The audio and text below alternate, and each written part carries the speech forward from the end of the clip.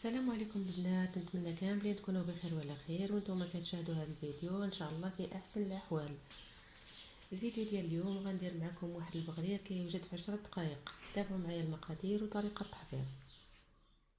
في المقادير عندنا كاس نتاع السميده رقيقه، وكاس ديال الدقيق الابيض وفورص، معلقه كبيره نتاع السكر سنيده، وكاس ديال الماء. غنديروا كاس ونص هذا الكاس ونزيدوا النص ديالو، والملحه، وواحد الخميره ديال الحلوى فيها 15 غرام، وواحد السكر فاني.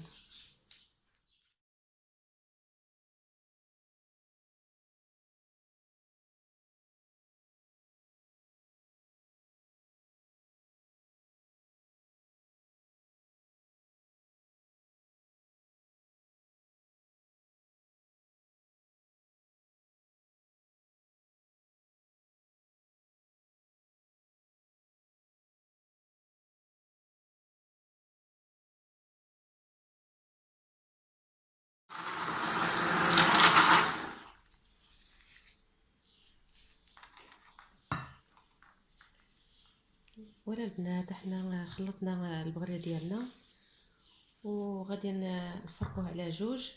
النص غنخليوه هكا ابيض، والنص غادي نزيدو فيه واحد المعلقه ديال الكاكاو المر باش نديرو النص بالشيكولا والنص ابيض. وغادي غير غادي نخلطو مع هذا الكاكاو وغادي نطيبوه دابا، ما غاديش نخليوه يخمر، ما درناش كاع فيه الخميره ديال الخبز.